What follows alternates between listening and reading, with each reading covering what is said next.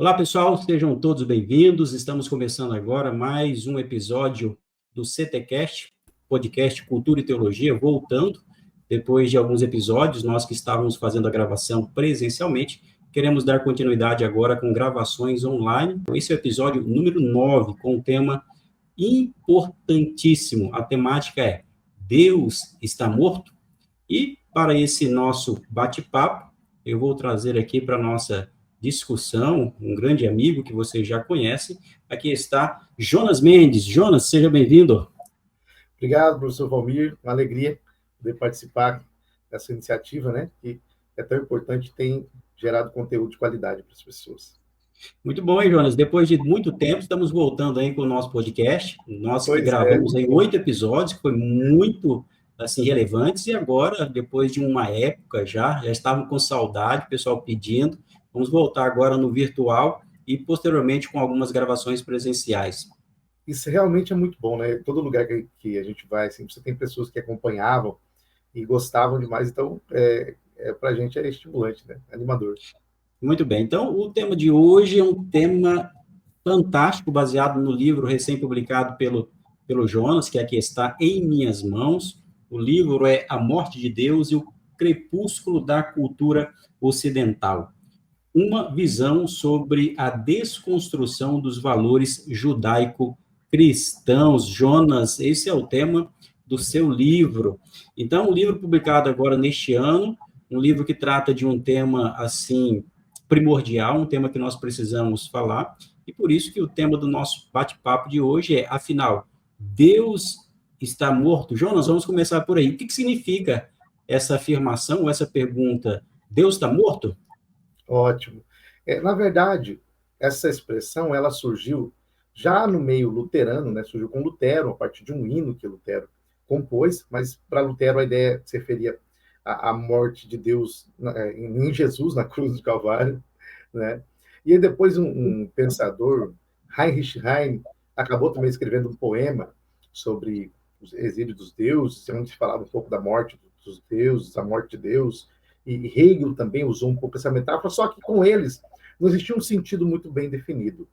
Quem, de fato, atribuiu um sentido mesmo a essa expressão foi Nietzsche, filósofo alemão, Friedrich Nietzsche, quando ele escreveu um livro, A Gaia Ciência, no aforismo 125.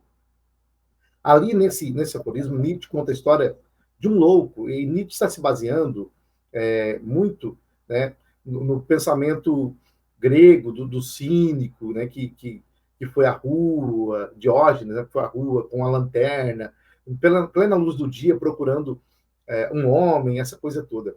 Então, o louco de Nietzsche ele vai também à praça da cidade, onde os ateus estavam, e ele faz uma pergunta: vocês viram Deus? Onde está Deus? Procura esse Deus. E ele sabia que ali estavam os ateus. E os ateus começaram a zombar e começaram a dizer: olha, Deus deve estar dormindo, fala mais alto. Usando a ideia de Elias, né, quando Elias também faz a mesma coisa que os profetas de Baal. Né? E aí os ateus começam a zombar. Deus está dormindo, eu acho que Deus viajou, será que Deus não foi ao banheiro? E aí o louco olha para os ateus e diz assim: na verdade, vocês não perceberam? Deus está morto. E nós o matamos. Aí ele fala algumas outras coisas, e por fim ele diz: mas eu cheguei cedo demais. Mas o que seria essa ideia de Deus estar morto? Né? Vátimo, que é um pensador que escreve muito a partir de Nietzsche, ele diz que a morte de Deus em Nietzsche é uma metáfora para o fim de todos os fundamentos. Fundamentos para a moral, fundamento para a metafísica e para a própria existência humana. Então, podemos dizer que a morte de Deus significa que, na modernidade, Deus foi deixado de lado. A sociedade moderna colocou Deus de lado. Eles viviam como se Deus fosse desnecessário, irrelevante. O próprio Nietzsche diz isso. No livro eu cito, inclusive. Nietzsche diz que o homem moderno vive como se Deus não existisse. Há esse processo de abandono do divino, de descarte da divindade, chama-se de morte de Deus, que é exatamente quando a sociedade começa a se reestruturar e se organizar a partir de uma visão de mundo em que Deus se torna insignificante ou irrelevante. Então, o que Nietzsche estava dizendo é: vocês não perceberam que essa atitude de vocês nós eliminamos Deus da sociedade. Deus está morto. Deus, na sociedade, você não encontra mais um fundamento último para nada. O fundamento era Deus. Deus foi descartado. Ou seja, então não se trata de uma declaração da morte ontológica de Deus. Exatamente. Trata-se, portanto, da presença de Deus e de como ele é reconhecido na sociedade e as suas consequências. Exatamente. Esse é o ponto. O que Nietzsche está fazendo, e aqui é uma coisa interessante, porque Nietzsche ele foi muito perspicaz e sagaz ao diagnosticar o problema, ao perceber, ao analisar a sociedade. Nietzsche dizia, inclusive, que ele era o médico da civilização. Mas se ele fosse um médico mesmo, ele era um médico que era bom para descobrir a causa da doença, mas é ruim passar remédio. Né? Então era um médico que era bom para diagnosticar, mas para saber o que estava acontecendo. Mas para dar o remédio não era bom. Porque ele percebe o que estava acontecendo com a sociedade. Ele analisa a sociedade e ele percebe que a sociedade moderna, de fato, vivia como se Deus fosse insignificante, como se Deus fosse irrelevante. Ou seja, Deus na esfera pública, na verdade, estava morto nesse sentido, porque Deus na esfera pública não tinha nenhuma relevância, porque eles viviam a vida deles baseada na filosofia deles, no pensamento deles, eles não precisavam de Deus para nada. Então Nietzsche percebe isso. E aí ele diz exatamente isso, vocês eliminaram Deus. Ou seja, então nós podemos dizer que Nietzsche, nessa afirmação, ele não está propondo a morte de Deus. Na verdade, como você destacou, ele está fazendo um diagnóstico social da sua época, Jonas. Exatamente, exatamente. Esse é o ponto central. O que o Nietzsche está fazendo é analisando o que está acontecendo na sociedade e ele está dando um veredito. Ele está dizendo, olha, está acontecendo isso. Todos nós matamos Deus. Então, Deus está morto. Ele faz um diagnóstico da sociedade. Alguns podem dizer até, né, uma espécie de raio-x. Ele faz um raio-x da sociedade moderna e diz isso está acontecendo. Só que o problema do Nietzsche é que nesse ponto ele acerta. O erro dele é quando ele vai apresentar uma proposta. Aí está errado. Exatamente. E essa afirmação, para muitos cristãos, é claro, ela é uma afirmação impactante. Deus está morto. Isso Exatamente. É uma declaração herética, obviamente. Exatamente. Né? Teologicamente, ela é herética para nós, porque nós acreditamos que Deus não morre. Então, quando um cristão ouve essa afirmação, Deus está morto, ele fica revoltado, por assim dizer, né? E causa até uma angústia teológica. Exatamente. Quando eu vou apresentar o livro em algum lugar, eu já tenho que me explicar. Né? Olha, calma, eu vou ler o título, mas eu vou explicar, só vai fazer sentido para você. Mas eu quis exatamente um título provocativo mesmo, sabe? Eu queria esse título porque a intenção era causar essa espécie de espanto. E a pessoa que lê entende. Não, eu entendi o que ele está dizendo. Né? Exato. Ele não é tão herético quanto parece. Agora, você, em uma parte do livro, você fala, inclusive, salvo engano, ali na página 20, você fala que é possível, citando um pensador, que é possível que os próprios cristãos tenham, em parte, responsabilidade na morte de Deus na cultura. Como que é isso, Jonas? Ótimo. Então, quando nós analisamos a cultura ocidental, a gente percebe aquilo que Max Weber chama de desencantamento do mundo, né? O que seria a ideia? Se você pegar ali, isso começa com o judaísmo, já começa com o judaísmo. Os judeus, eles falavam, olha, há uma diferença muito grande entre Deus e a criação. A criação não é divina. A criação, ela é criatura. Deus é o criador e ele deve ser adorado, glorificado, mas a criação não pode ser adorada. A criação não pode ser reverenciada como se fosse um Deus. Então, os judeus, eles estabeleceram, a partir do Antigo Testamento, uma distinção entre Deus criador e a criatura. Tanto é que os profetas constantemente estavam alertando o povo a respeito disso. A idolatria em Israel era exatamente quando o povo confundia esses dois elementos.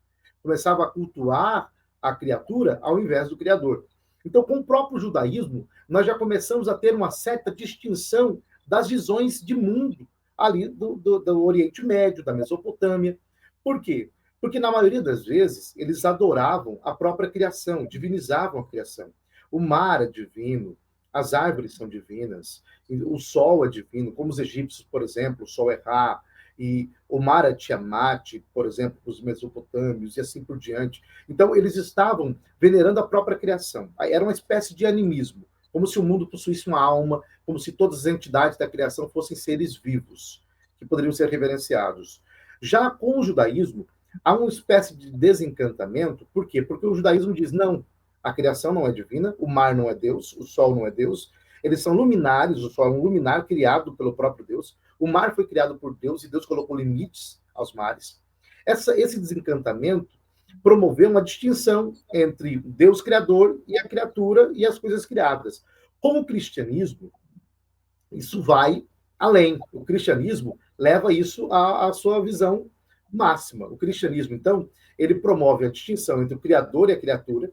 O cristianismo mostra que nós, enquanto seres criados, podemos compreender a criação, estudar a criação, usar a nossa mente para compreender a criação, porque a criação foi estabelecida por Deus e existem certas regras, limites e leis que o Deus criou que nós podemos compreender. Então, há uma certa racionalidade na criação. E ao compreender a criação, eu compreendo Deus. Aí surge a ciência. Com o cristianismo, então, nós temos isso aqui sendo possível, a ciência sendo possível por causa da mente humana. O homem começa a perguntar, a questionar, a indagar. E aí o homem começa a usar a sua inteligência, inclusive, até mesmo para questionar a religião. Então, essa estrutura, essa visão de mundo, em que a ciência se torna possível, em que o ser humano pode questionar a divindade, em que ele tem liberdade para questionar, isso só é possível com o cristianismo. Só é possível com o cristianismo. Então, de alguma forma, o cristianismo, ele pavimentou o mundo, pavimentou a estrada que a cultura ocidental foi sendo construída, em que a ciência surgiu, em que a dignidade humana foi criada, e a filosofia, da forma como nós concebemos, a democracia e tudo mais, são construções de uma visão de mundo cristã. Só que todas essas construções, de alguma forma, acabaram se voltando contra o seu criador, que é o cristianismo.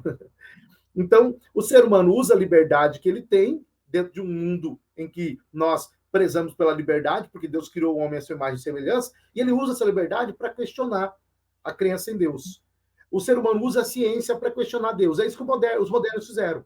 Então, se a gente analisa a modernidade, quando a gente pega Karl Marx, o ideal de progresso, o marxismo como ideal de progresso, é uma visão de mundo cristã. Karl Marx só tirou Deus. Quando a gente olha o positivismo, é uma visão de mundo cristã. Eles só eliminaram Deus. Então, a maioria das ideologias modernas são, na verdade, ideologias que secularizaram aquilo que era cristão, tiraram Deus, usaram a visão de mundo cristã, eliminaram Deus para poder seguir o seu caminho. Então, por isso que o cristianismo ajudou a pavimentar esse caminho, inclusive, né, da morte de Deus aí. Pois é, e que acaba sendo um grande perigo, que é o perigo que você trata também, que é o perigo da secularização, que é a ideia de viver de acordo com esse século e sem esses valores transcendentais, sem acreditar no sobrenatural. Você falou aí sobre essa ideia do desencantamento, que é já uma consequência da morte de Deus. Agora, tratando especialmente, Jonas, essa morte de Deus, ela vai trazer algumas consequências na sociedade. E essas consequências são negativas. Você fez e traçou aí um paralelo muito importante, demonstrando como o cristianismo nos legou valores tão importantes para a sociedade, principalmente para o Ocidente, como os direitos humanos, como a dignidade, para a própria ciência, a formação das primeiras universidades, inclusive, como você destacou, a partir desses valores transcendentes. Mas é interessante que, mesmo a partir desses valores transcendentes, o próprio cristianismo acabou se esquecendo e tratando disso tão somente em uma esfera terrenal, ou seja, prescindindo da própria existência de Deus, o que acaba sendo perigoso. E aí nós temos, é claro, a influência do deísmo. Eu queria que você falasse agora, dentro desse diagnóstico, quais são as consequências da morte de Deus na cultura. O que isso acarreta para nós na sociedade? Não é tão somente, é claro, digamos assim, a diminuição da religião ou, né, a restrição das igrejas. Tem consequências drásticas para a sociedade como um todo, não é isso? Exatamente. E aqui tá, esse é o ponto, eu acho que mais importante, porque quando Nietzsche percebeu, né, que a modernidade havia descartado Deus, Nietzsche olhou e falou, olha, mas tem um problema, porque vocês eliminaram Deus, mas estão vivendo com as sombras de Deus. Ou seja, É como uma casa que você constrói a partir de um firmamento, um fundamento. Se você remover o fundamento, as paredes, o telhado, eles vão cair. Só que Nietzsche disse, vocês não querem o fundamento dos valores ocidentais, da cultura ocidental, que é Deus, mas querem toda a construção, todo o restante. Então Nietzsche disse, uma vez que Deus está morto, segue-se, logicamente, uma série de demolições, Nietzsche diz. Toda a cultura ocidental precisa ser desconstruída. Então Nietzsche era muito coerente, porque ele sabia que só é possível falar sobre dignidade da pessoa humana se você crê em um Deus que criou o homem à sua imagem e semelhança. Precisa de um fundamento. Exatamente, você precisa de um fundamento. E Nietzsche está falando, olha, se você não aceita Deus como esse fundamento, você não pode acreditar nisso. É por isso que Foucault, lendo Nietzsche, Foucault diz que o homem é uma invenção moderna, é como um rosto desenhado na areia que logo se apagará. Então, que você percebe que a identidade humana, você não pode mais falar de identidade humana, de uma coisa fixa, porque você perdeu o referencial. Então, a dignidade humana, ela se perde aí. Você não pode falar mais de moral, por exemplo, porque você não tem um fundamento. É por isso que Nietzsche diz, olha, a gente está vivendo agora para além do bem e do mal. Então, quando a gente começa a falar de homem, mulher, essas definições que sempre nós tivemos, a gente não pode mais tratar delas, porque nós não temos um referencial para definir nada. Porque Deus era o referencial. Uma vez que Deus não é mais aceito pela sociedade, ele se tornou, então, descartável. Você não tem nenhum referencial para dizer o que é certo, o que é errado, o que é bom, o que é ruim, nem o que é macho, o que é fêmea, o que é homem, o que é mulher. Você não tem. Então, uma vez que a modernidade descarta Deus, a pós-modernidade é só a consequência lógica disso. Toda a desconstrução que nós estamos vendo hoje, desconstrução da família, desconstrução da moral, desconstrução do masculino e do feminino, de identidade. Hoje falar de identidade, né? É uma questão muito complicada. Por quê? Porque não tem mais um referencial. Então, em uma sociedade em que Deus está morto, por assim dizer, nós somos livres para ser o que quisermos. Porque você não... Nietzsche disse isso, né? Nietzsche diz, olha, uma vez que Deus está morto, o que me impede de ser Deus? O que me impede de ser Deus? Nada. Então, as consequências para a cultura ocidental são terríveis. Por quê? Porque toda a cultura ocidental agora está sendo revisitada, relida e descartada. Então, hoje, quando você olha para a cultura ocidental, você percebe os estudiosos, o que eles estão fazendo? Dizendo que a cultura ocidental é resultado de imperialismo, de violência, de uma visão patriarcal, de opressão. É uma releitura que se faz da história da cultura ocidental a partir de uma visão de mundo em que não há mais transcendentes, em que não há mais nada que seja além do humano, por assim dizer. Isso é interessante, ou seja, a moralidade ela é afetada, a concepção de identidade da pessoa humana ela é afetada drasticamente, os valores do direito são afetados, não é isso, Jonas? E isso me faz lembrar daquela afirmação lá de Dostoiévski, dos irmãos Karamazov, em que ele vai dizer, olha, se Deus não existe, tudo é permitido. Ou seja, na medida em que você retirou a base moral, a base ontológica da moralidade para a vida em sociedade, como que eu vou defender, por exemplo, que a pessoa tem liberdade? Como eu vou defender, por exemplo, que a pessoa tem um valor intrínseco de direito à vida, de direito à existência, de direito à dignidade? É por isso que o cristianismo ele defende categoricamente que os direitos humanos eles são direitos intrínsecos. Nós vemos isso lá em Gênesis, que Deus criou o homem à sua imagem e semelhança. Aqui tem um valor ontológico. Não é tão somente uma criação humana. Você parte de um pressuposto, e esse pressuposto é a própria existência de Deus. É por isso que é muito importante esse seu livro, para destacar que a consideração da morte de Deus na sociedade, ou a vida como se ele não existisse, vai trazer essas consequências para a sociedade como um todo, reverberando onde? Na família, na identidade pessoal, vai reverberar na concepção política na sociedade contemporânea, enfim. Então, a morte de Deus, caso assim a sociedade viva, vai também pagar um preço por isso, não é mesmo? Vai pagar um preço por isso. Agora, você pode prosseguir, Jonas. Eu acho que esse que é o ponto central, por quê? Porque uma vez que nós estamos rejeitando os fundamentos da cultura ocidental, a gente vai precisar de alguma outra coisa. O Hermann Doide diz isso. Ele diz, olha, o grande problema agora é que nós não sabemos o que virá pela frente, porque nós não sabemos quais serão as consequências dessa nova visão de mundo que muitos estão adotando, uma vez que eles estão rejeitando Deus e rejeitando todos os valores construídos a partir de uma visão de mundo cristã, eles vão adotar um outro sistema de crenças.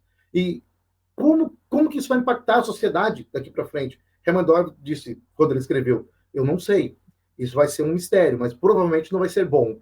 Porque, uma vez ele disse que a sociedade, a cultura ocidental é como uma árvore, que as raízes estão sendo mortas. E logo todo o tronco e as folhas também seguirão. Então, se a gente olhar o Império Romano era normal. A lei das 12 tábuas, por exemplo, do direito romano, a criança que nascia com necessidade especial tinha que ser morta.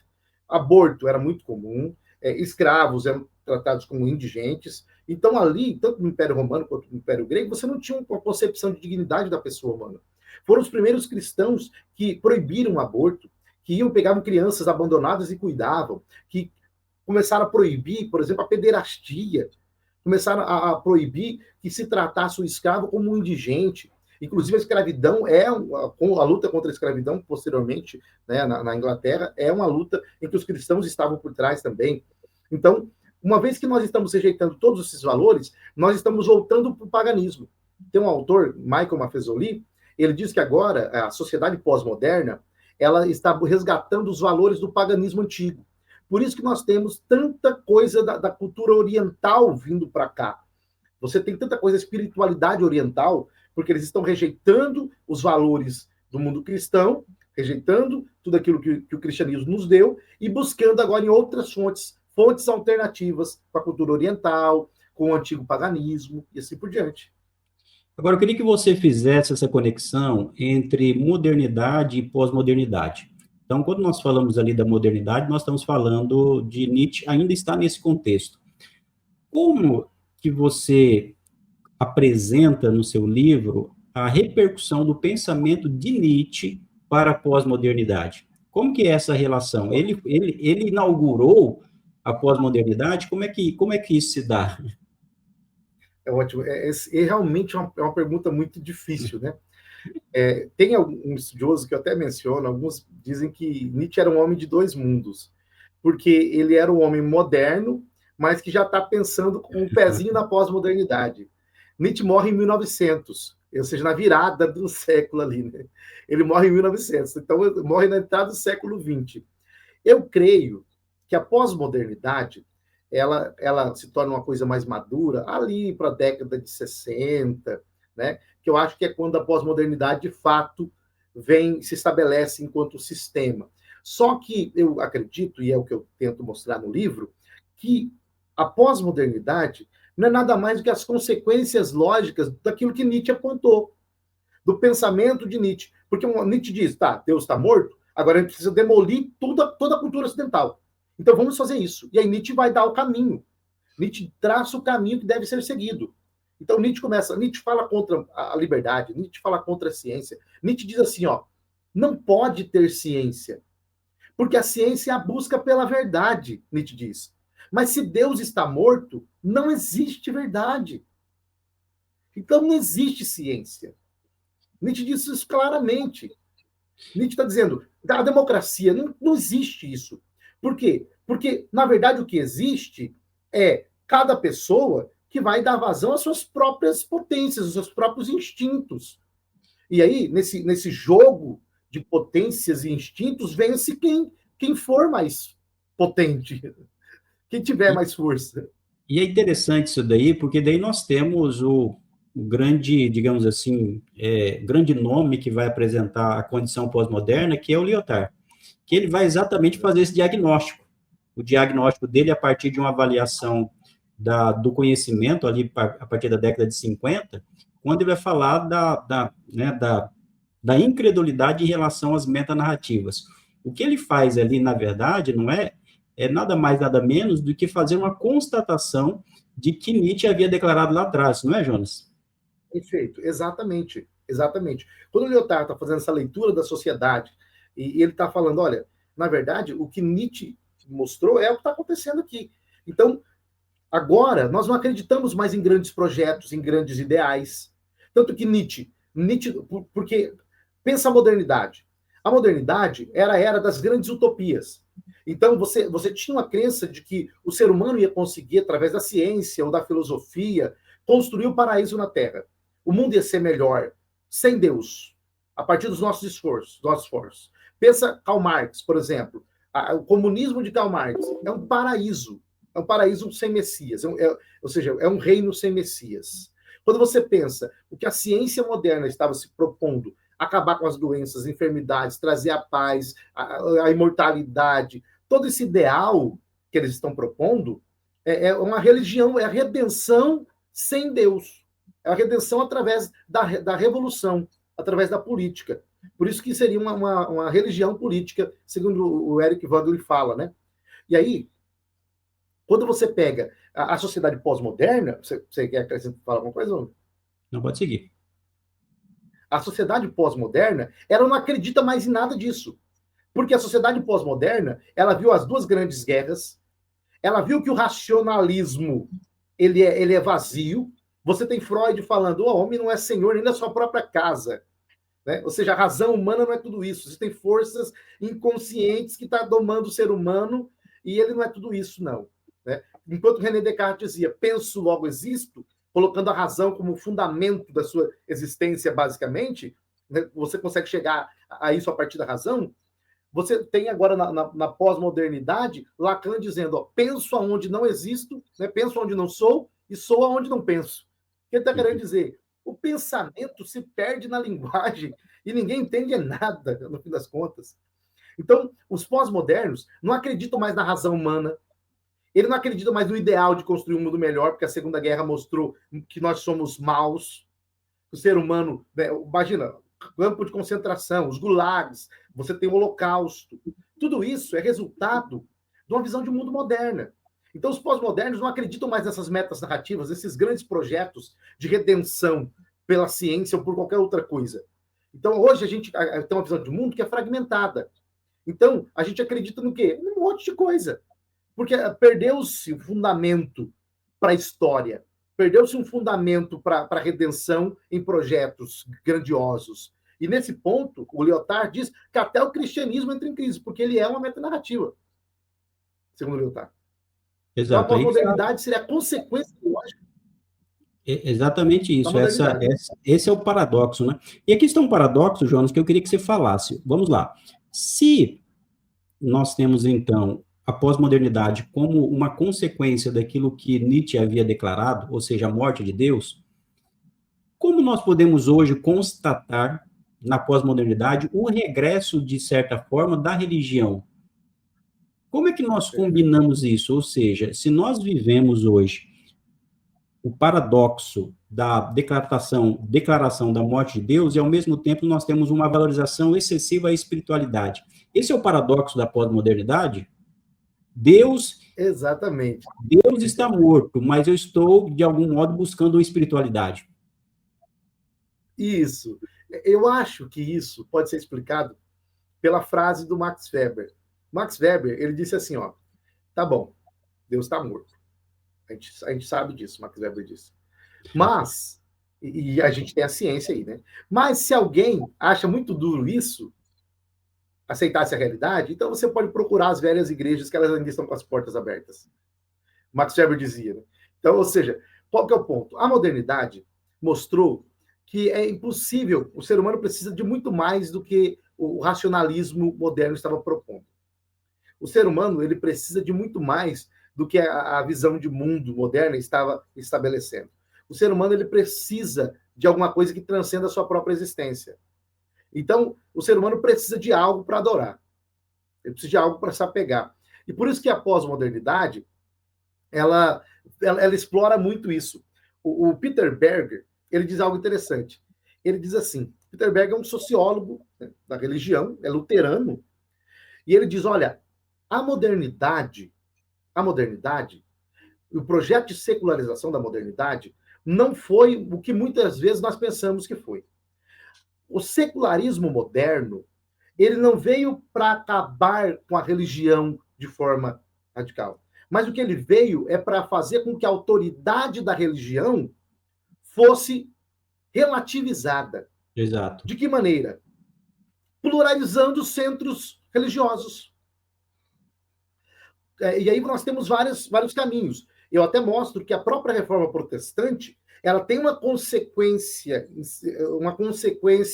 não esperada, não era o proposital, né? Ou seja, que é o quê? Você está multiplicando os centros de religião, e quando você multiplica, o Peter Berger diz, uma vez que você tem agora muitos polos, a autoridade ela acaba sendo relativizada, porque você tem muitos lugares. O Peter Berger chama isso de um imperativo herético. O que seria um imperativo herético? Que agora nós temos escolha. Você pode escolher aonde você quer adorar, onde você quer cultuar, e com isso, uma vez que a religião também, a autoridade da religião é relativizada e é pluralizada, ela vai sendo enfraquecida. Ela vai sendo enfraquecida. Então, podemos dizer que a morte de Deus, ela fez com que o altar, usar essa metáfora deles, múltiplos altares da modernidade. Só que o que o Berger chama de modernidade está mais perto da pós-modernidade, porque ele usa a expressão modernidade para falar mais de um pensamento mais recente, né?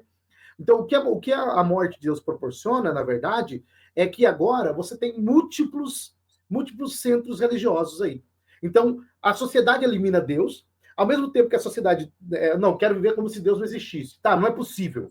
Não é possível. Então, vamos fazer assim. Eu quero Deus. Mas eu quero um Deus só para me dar algum conforto. Então, na pós-modernidade, Deus volta, sim, ao retorno do divino, com certeza. A religião na pós-modernidade está muito forte. Só que na pós-modernidade, Deus, ele não é mais o Deus que tem poder para influenciar a sua vida na esfera pública. Ele é o Deus que serve para te fazer sentir bem quando você está mal.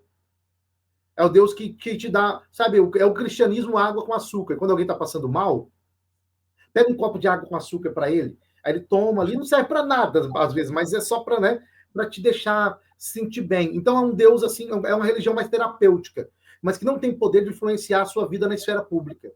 Então a religião, na pós-modernidade, ela passa por um processo de mutação.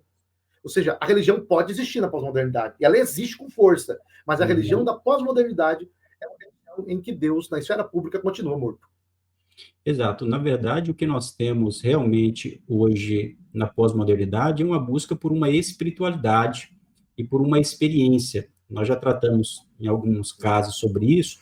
É claro que dentro desse ambiente há todo um favorecimento à experiência religiosa, à espiritualidade, ao sobrenatural, o que favorece, em grande medida, o pentecostalismo, mas isso também exige um cuidado por conta dessa pulverização da religião e a busca por uma espiritualidade que é terapêutica. É importante sempre manter esse cuidado.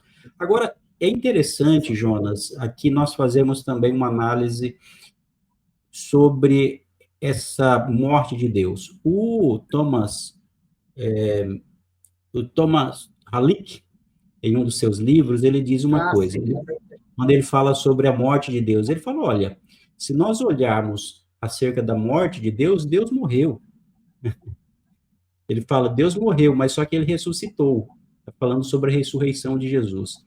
Em certo sentido, ele está dizendo, olha, existe um tipo de religião, agora falando de religião, que precisa morrer, que é a religião do sistema, ou seja, aquela religião que é a religião tão somente racionalizada.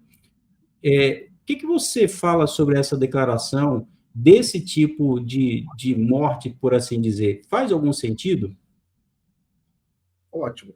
É muito frequente a gente entender a interpretação da morte de Deus assim. Algumas pessoas falam, olha, quando Nietzsche fala da morte de Deus, ele não está falando do Deus verdadeiro, Nietzsche está falando do Deus do sistema religioso, Deus falso, ok. Eu tenho vários autores que exploram isso, né, que são os autores da teotologia, teonatologia, algo assim, que seriam os autores que falam sobre a morte de Deus. Gabriel Varrania, por exemplo, eles pegam a ideia do Nietzsche e vai para a teologia, né, falando sobre isso. O Vátimo usa isso de alguma forma. Só que, assim, eu aceito essa expressão de alguma forma no seguinte sentido. Se alguém falar, olha, podemos dizer que, de alguma forma, o Deus que morre é o Deus falso e tudo mais, porque esse Deus não subsiste mesmo, é o Deus criado pela razão humana, como o deísmo propôs, aquele Deus do deísmo é um Deus que não subsiste, que morre. Isso é verdade, sabe? Existe um Deus falso, uma criação falsa que não subsiste diante da existência humana, que morre porque não consegue permanecer, enquanto que o Deus verdadeiro está aí, né? Só que, quando Nietzsche fala da morte de Deus, Nietzsche está falando do Deus verdadeiro mesmo. Então, o erro é quando a pessoa fala, não, Nietzsche não está dizendo, não, ele está dizendo isso sim. Então, é isso que eu acho que, para mim, dói quando eu ouço alguém falar, não é o Deus verdadeiro, não, para Nietzsche é. Para Nietzsche é o Deus verdadeiro. Nietzsche tá falando contra o Deus cristão, ele está falando contra o cristianismo. John Caputo, que é um pensador que estuda muito Nietzsche e Heidegger, ele mostra isso. Nietzsche está falando do Deus cristão. Para Nietzsche, é o Deus da fé, é o Deus da Bíblia. Tanto que Nietzsche fala que a Bíblia é um livro tão sujo que para ler a Bíblia você tem que pôr luvas. Nietzsche diz que o único cristão que já existiu foi Jesus, que morreu na cruz, né, pelos seus próprios pecados. E para Nietzsche, Jesus era casado com Maria Madalena e tinha filhos com ela, mas foi traído por ela. Nietzsche diz que o cristianismo é uma invenção de Paulo, que pegou as ideias de Platão e adaptou. Então, para Nietzsche, toda essa ideia de céu, de inferno, de moral, tudo isso é invenção platônica. Então, para Nietzsche, o Deus da Bíblia, é o problema. Lembrando que Nietzsche está vivendo na época em que aquela ideia da busca do Jesus histórico também estava muito no auge, né? O Julius Wellhausen com a hipótese documentária, ou seja, vamos pensar aí, né? O Pentateuco não foi escrito por Moisés, aquela coisa toda. Então, a crítica, né, em relação à Bíblia estava forte. Tanto é que depois você tem aí os grandes nomes que surgem vão levar isso ao seu pensamento máximo, que é Bultmann e tudo mais. Então, para Nietzsche, é o Deus cristão, é o Deus da Bíblia que morre. Agora, usando uma linguagem aí, né, que nós, a partir de uma visão do Thomas Ali, como você disse, a gente pode acreditar que sim, que existe uma religião humana, falsa, um Deus, uma visão de mundo falsa, uma criação falsa a respeito de Deus, que essa também é descartada, que ela não subsiste. O Deus verdadeiro não morre. O fato é que, diante dessa crise que nós constatamos, o papel do cristão é exatamente defender a necessidade, não somente pessoal, mas também desse Deus vivo na sociedade. Não é isso, Jonas? Como é que nós podemos, à luz disso, trazer uma postura da igreja perante essa questão tão crucial atualmente? Olha, eu acho que o ponto fundamental é a igreja mostrar que a fé cristã ela não está restrita à vida privada. Que essa ideia de que você pode ser crente lá em casa, mas que quando você vai para a esfera pública, a sua fé não pode influenciar aquilo que você faz ou aquilo que você pensa, é uma visão em que você aceitou o pressuposto de que Deus está morto nessa esfera pública. Ou seja, a ideia de que você aceitou de que Deus, para a sociedade, Deus é irrelevante. Se nós acreditamos que Deus é importante para a sociedade, que Deus é o criador de todas as coisas, e que Deus é relevante para tudo que existe, então eu não posso circunscrever Deus, encastelar Deus à minha vida privada. Então, na pós-modernidade, as espiritualidades que surgem na pós-modernidade são espiritualidades em que ainda estão lidando com a ideia de que Deus está morto. Por quê? Porque elas dizem que você pode adorar o que você quiser, desde que você não fale que isso é verdade para todo mundo. Você pode adorar quem você quiser, desde que você não creia que isso é uma verdade absoluta. Você pode acreditar no que você quiser, desde que você não creia que você está adorando o Deus verdadeiro. Porque aí você está sendo preconceituoso, você está sendo, ou seja, todos aqueles adjetivos que nós conhecemos. Então a igreja, ela tem que continuar pregando que o Deus que salva o ser humano faz com que ele mostre isso na sociedade. É o nosso viver em sociedade que mostra que nós somos salvos, que nós somos diferentes. Não tem como eu ser crente na igreja e lá fora eu ser corrupto.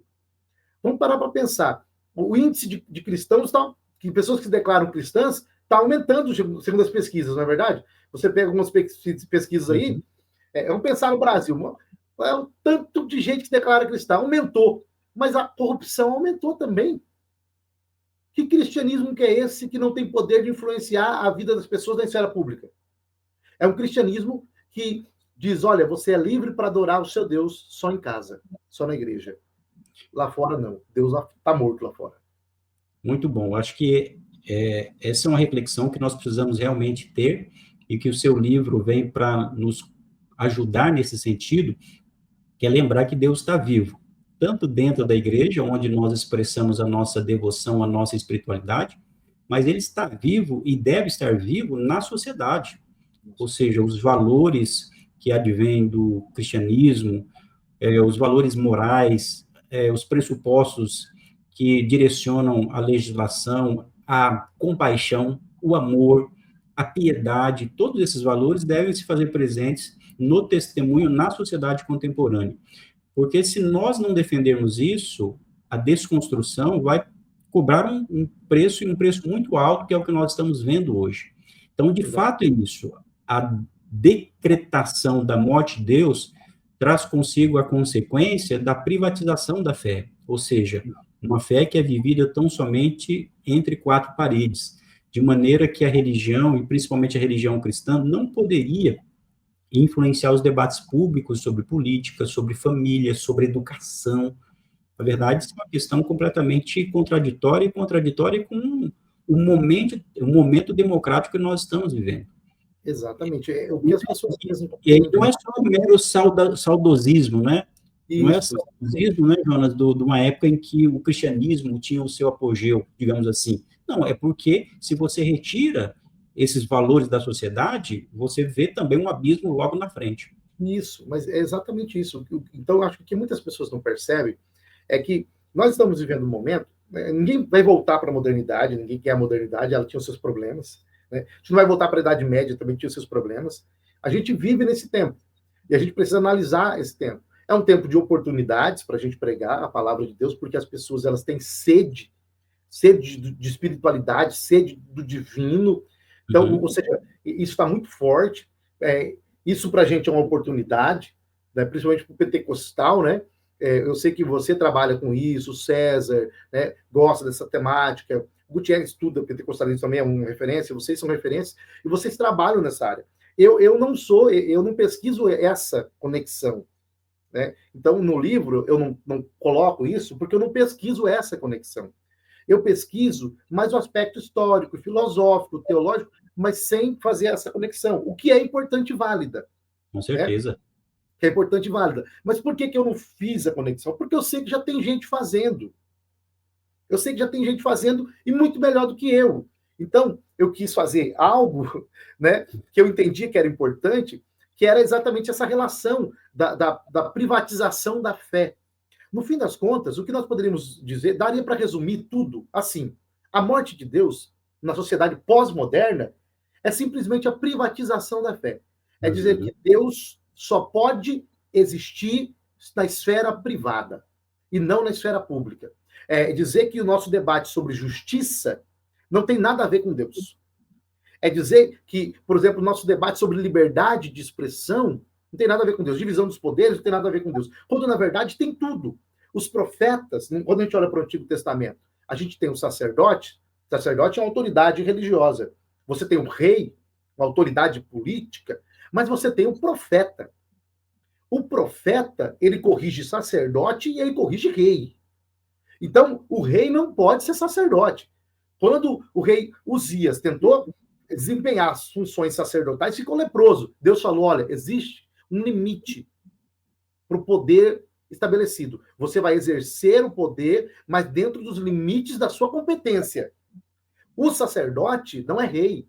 O sacerdote, ele exerce o poder dentro dos limites estabelecidos por Deus. E o profeta foi chamado por Deus para ser aquele que vai controlar os poderes estabelecidos também, para que não haja corrupção, e quando houver corrupção, para que volte. Então, a Bíblia já está mostrando que o ser humano, por ser falho, limitado, ele precisa de ter poder também restringido, ele precisa ter certos limites, ele não pode ter o poder total em suas mãos, em absoluto. Tem que existir uns mecanismos de freios, controles. Isso já é uma visão cristã. Quando a gente olha para a nossa sociedade, o que nós temos hoje, isso não surgiu do nada. Surgiu a partir de uma visão de mundo cristã.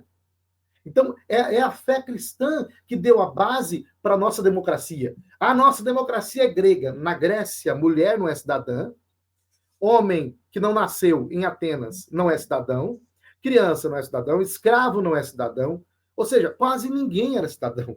Por isso que a democracia era direta, porque não tinha quase ninguém que podia participar.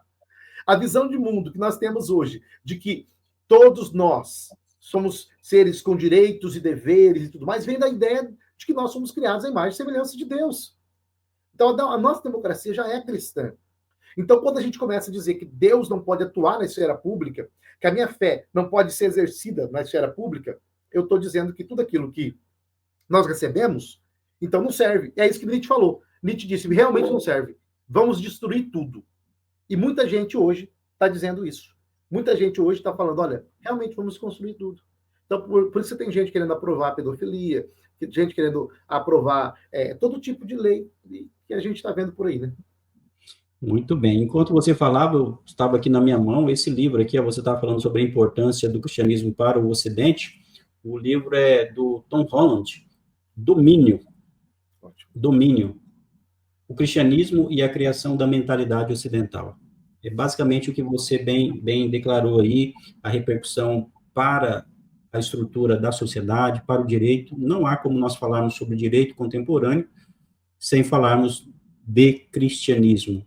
Tanto divisão de poderes, valor intrínseco do ser humano, não temos como pensar de outra forma. Por isso que eu destaco aqui o livro do professor Jonas Mendes, A Morte de Deus e o Crepúsculo da Cultura Ocidental. Gente, é um livro que eu tive o privilégio de fazer o prefácio, um livro muito bem escrito, então vale a pena adquirir, um livro para o momento, para quem quiser conhecer melhor essa temática profunda. O Jonas aqui traz uma reflexão profunda, com várias citações, uma bibliografia bem extensa e também intensa, resultado da sua pesquisa ao longo dos anos. Então, aqui está o livro A Morte de Deus e o Crepúsculo da Cultura Ocidental. Teríamos muito mais para falar e outras oportunidades nós vamos falar, mas eu queria, Jonas, que você falasse onde adquirir esse livro. Antes disso, né, uma conclusão primeiro do nossa reflexão de hoje e também indicasse onde os nossos ouvintes aí podem adquirir. Ok. Bom, então, nesse livro, o que eu queria mostrar era como que a nossa sociedade agora está vivendo um novo período, esse período pós-moderno, em que a religião volta, mas a religião volta não sendo o que era antes, não tendo a autoridade que tinha antes, nem o lugar que tinha antes. A religião ela volta, mas com roupagens distintas, né? E não só volta o cristianismo. Na pós-modernidade, qualquer tipo de espiritualidade é bem recebida.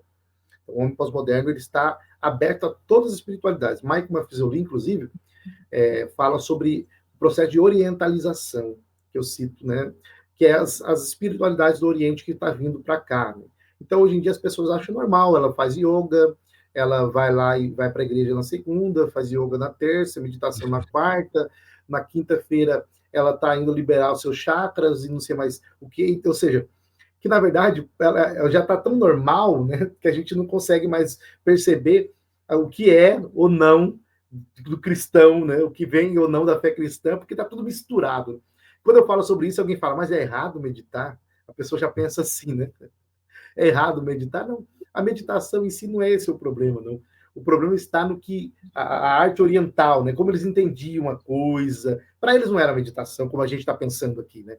A gente está pensando, vamos pensar e refletir um pouco. Para eles, não. É uma espiritualidade onde você une corpo, espírito, alma e mente, tudo junto num processo holístico. E aí vem aquela coisa toda. Então, ou seja, se você quer entender um pouco mais sobre esse assunto, compensa você ler o livro.